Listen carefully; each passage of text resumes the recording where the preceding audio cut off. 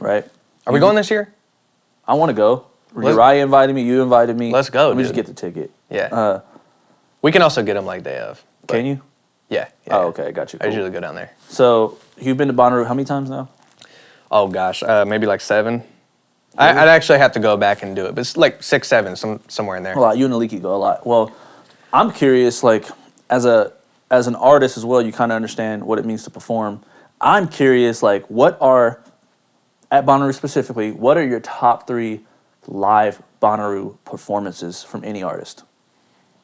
This one's going to be really hard because I'm going to have recency bias for sure, but I'm just going to put that in there as a caveat because there may have been other shows that I can't recall. The comments will remind you real quick. Yeah. Well, facts. But I mean, also, like, you know, I've seen a lot of performances from people that were really into a particular artist, but I didn't see anything that was... Okay, anyway. What's up? All right, I'm going to, if I were to give a top 3, I'm going to put my number 3 as Chance the Rapper. I think it was maybe 2016. He had a full band on stage with like he had a horn section and everything. Yeah. And I just remember being like, wow, this is a really, really good show. Like the music was super full.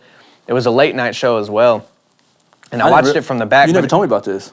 Yeah. I mean, I was like, this is like I couldn't have asked for any more. As far as like representing Chance the Rapper's music, I feel like his Bonnaroo performance was like... It was there. Yeah, it was. I mean, the sound was so full. The energy was crazy. So I just remember that one. Now these 2 are recent, but these shows blew me away. My number 2 is probably Machine Gun Kelly. That was at Bonnaroo? At Bonnaroo. Damn. Yeah, Machine Gun Kelly was there last year. And it just Machine Gun Kelly's performance reminded me like why people used to like rock bands in like the 80s. In what way, though? Describe that to me. Like, what did he do? He had everything. I was watching a superstar in action, and the reason I say that is you're talking about wardrobe. He had wardrobe changes. He changed clothes in that? Yeah. He had all these like it was just like different sections. It was like okay. So if you're looking at everything, we start with fashion, right? Well, when his band members came out, each band member came out, and they looked like the main artist.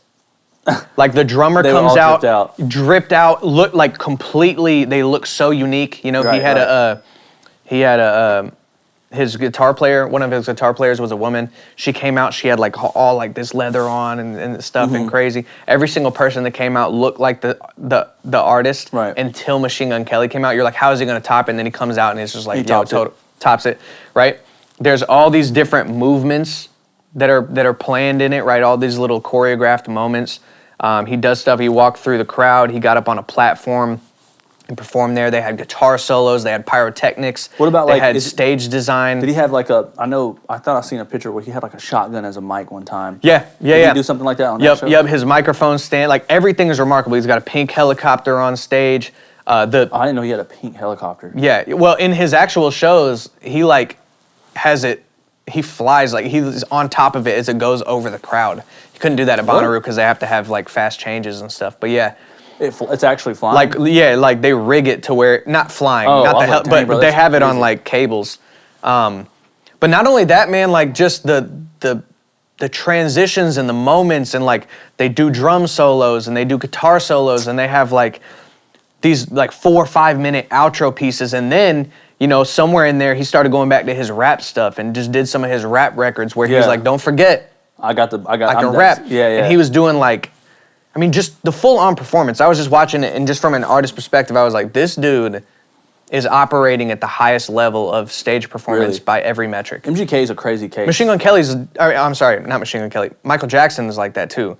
Like if you go back and watch Michael Jackson, you're getting the dancing, you're getting the vocals, you've seen that where he like, shoots out at the very beginning, like he like gets shot into the. Seen that. No, he comes out from the bottom of the stage, but it's not a slow rise. It like shoots him up, and there's sparks fly, and he like lands. And then when he lands, Michael Jackson, he stands there for like 2 minutes while literally 2 minutes. Yeah, 2 entire minutes, maybe more, and he's just standing there, not moving. The crowd's just going crazy, and then he starts singing, but you know like. Michael Jackson would incorporate like even like magic and stuff into his thing, like the famous lean that he does. Yeah, I forgot. You know, those did all that stuff on stage? Yes. So the famous lean was he had shoes, custom shoes for this thing where he like slid his shoes at that moment into this thing on stage that locked him in. So his shoes were attached so that he could do this lean and just basically bring himself back up with his ankles. Bro, that's another level. But I didn't know he was doing nobody knew that it was locked a video in. effect that he was doing in one of the videos. I know he did it live. No, he did it live. But nobody knew about the practical effect. Yeah, the practical effect of it. So he just does this thing and then he leans impossibly far. And then you're like, what the heck? Yeah. Yeah. Exactly. And so, I mean, you can imagine watching that live and be like, I don't know what I just saw. It's not like he announced a magic trick. Yeah, he didn't unveil the he didn't unveil the trick. That's tight. I have one more. So my number one, and I'm putting this one number one, not because it was higher stage production value than Machine Gun Kelly or whatever, but it was because the budget scales are so different. I feel like for the same, like this one went crazy. So Toby Nwigwe, right? My dad loves that guy. Right. Yeah. Okay, so you know he has the whole mint green thing. Obviously the stage was mint green. I've been following him for quite some time, like pretty early. If you've seen his music videos, I expected the show to be the same, and it was, where he had his wife and backup singers and like dancers and stuff on stage, all dressed in mint green. But this is the key thing to me and why this performance to me blew me away. He wasn't that popular. He's still becoming more popular, but it was I think it was at the This tent at Bonnaroo. The tent probably holds 1,800 people. There were only like 300 people at the show when he started. Like, just because people didn't know him, they weren't going there to see him because they just weren't aware. They were probably off doing some other, Right. And the first song he comes out to, it's straight to Fi-Fi, which is like his biggest song, right? Right, and it is so full. It is like hardcore. Like it is, a wall of sound. You're just like, oh, we are in it. Like we're in it. Yeah.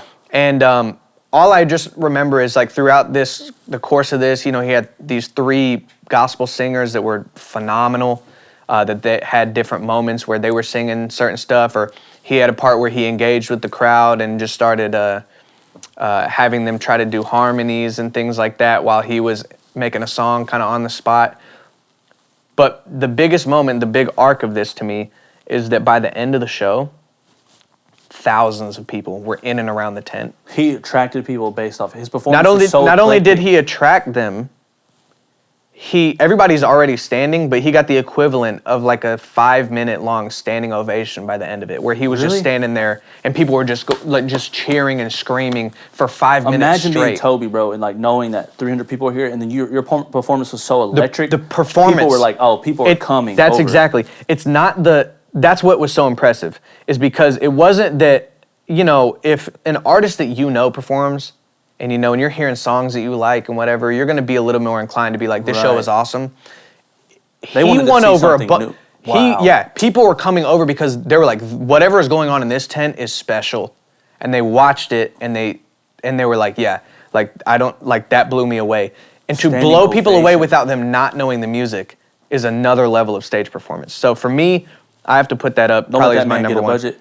Don't let that man get a. Well, he already has. I mean, you've seen what he's doing with a little bit more of a budget. Yeah. So he's going dumb, man, and he really, really respects the art. And I also love just the kind of content that he brings. He brought his kids out on stage. He was holding his kids at the end, like in each arm. You know what I'm saying? His and like with him, yeah. families with him on stage performing. Like, I mean, it was just beautiful, and it was crazy to see him win over the entire crowd. So that was very long-winded, but that's super my dope. 3. Yeah, Toby's just unreal. What's crazy? I haven't really listened to Toby that much. I've just seen a couple music videos. Mm-hmm. But is he not at Bonnaroo this year? I don't think so. Dang, I don't think so. But top 3, let's go. Yeah, baby, need top 5 when I'm done going mental. Yeah, I'm locked in, you can peep my condition, man, the lab all winter. All summer, yeah, I went dumb, now I'm about to go dumb and throwing